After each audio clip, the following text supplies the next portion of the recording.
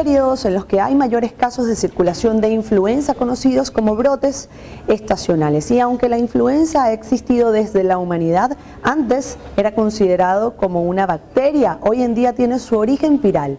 Entre los años 1918 y 1919 ocurrió una de las pandemias más grandes a nivel mundial, conocido como la influenza española, que dejó entre 20 y 50 millones de personas fallecidas. Así que es muy importante que usted sepa todo acerca de la influenza, sobre todo cómo prevenirla y cuáles son las recomendaciones que usted debe seguir. Así que vea este trabajo que tenemos aquí en Sediter al aire. Bueno, la influenza es una enfermedad respiratoria contagiosa que se produce por los virus de la influenza.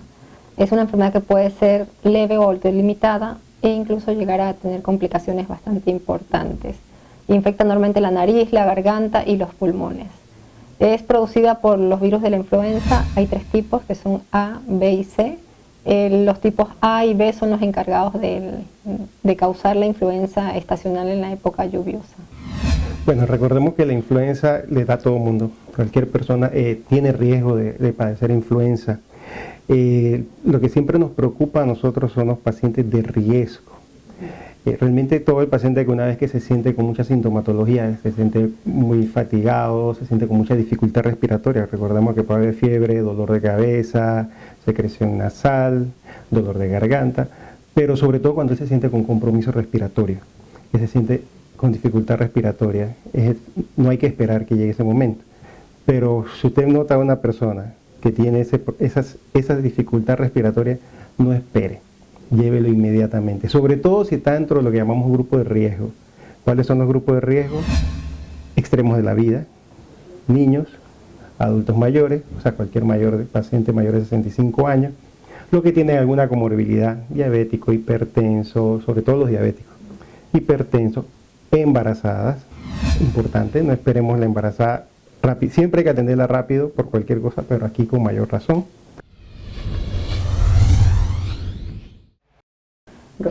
La influenza presenta unos síntomas, generalmente son repentinos o abruptos, de fiebre que puede ser alta, con escalofríos, generalmente dolores musculares, dolores de garganta, dolor de cabeza, congestión nasal. También puede producir la sensación de cuerpo cortado o fatiga extrema, cansancio. En algunas personas puede producir vómitos y diarrea, pero no es tan frecuente en adultos, sino más frecuente en niños.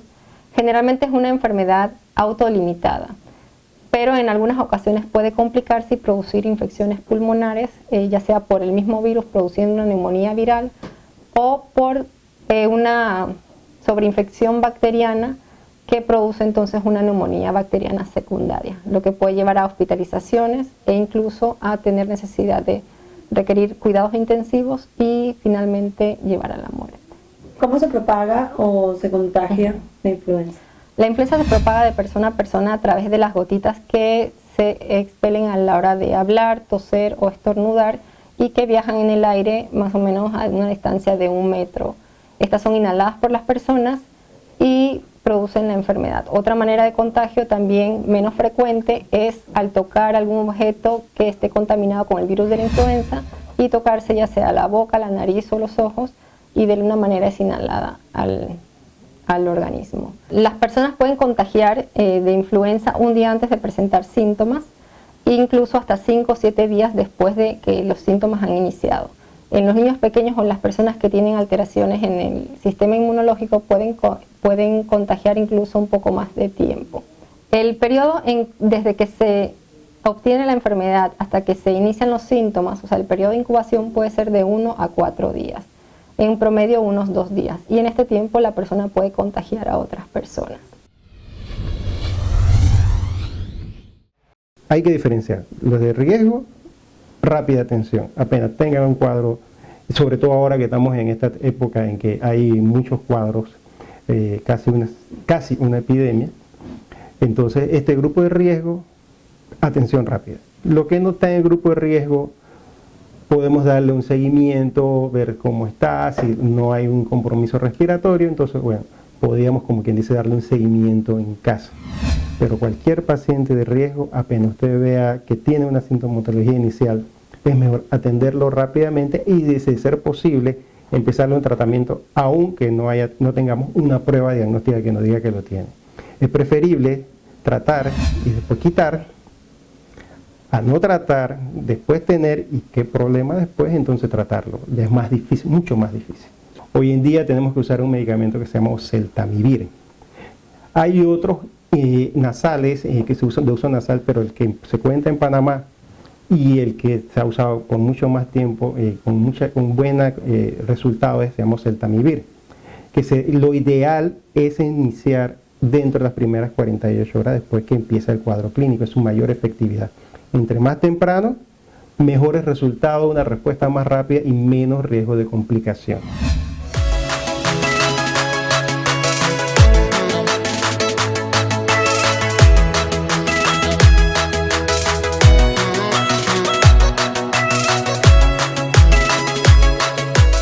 La principal manera de prevenir la influenza es con la vacunación anual. Todas las personas mayores de 6 meses deben ser vacunadas contra la influenza, principalmente para evitar el contagio de la enfermedad y además de eso evitar las complicaciones de esta enfermedad. ¿Por qué es importante vacunarse anualmente?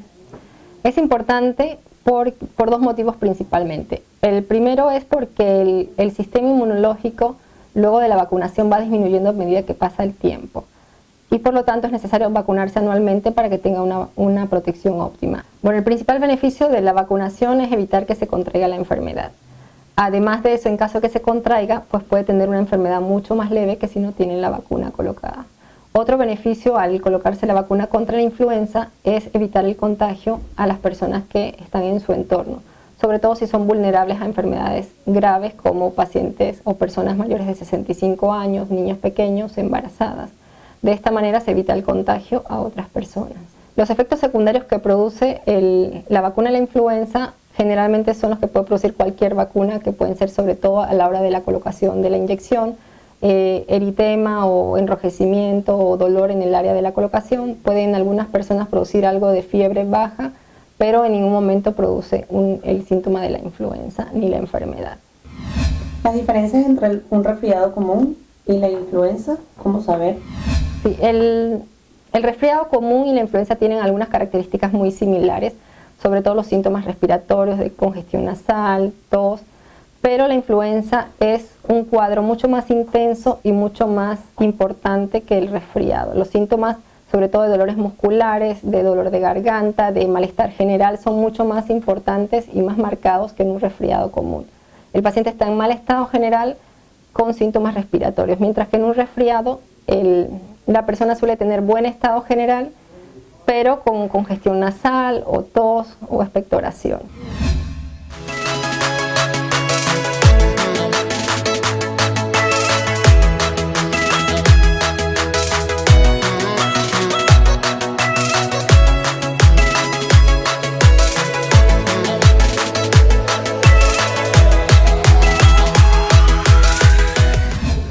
Es muy importante que usted sepa diferenciar los síntomas entre el resfriado común y una influenza. En cualquiera de los dos casos, la mejor alternativa por la que usted puede optar es por acudir a Sediter y consultar con los médicos especialistas, quienes sin duda van a ser los más indicados para su diagnóstico y por supuesto el tratamiento. Además, quiero agregar antes de concluir este presente trabajo de Sediter al aire, que en Sediter está disponible la vacuna contra la influenza. Síganos en las redes sociales y visite también nuestra página web.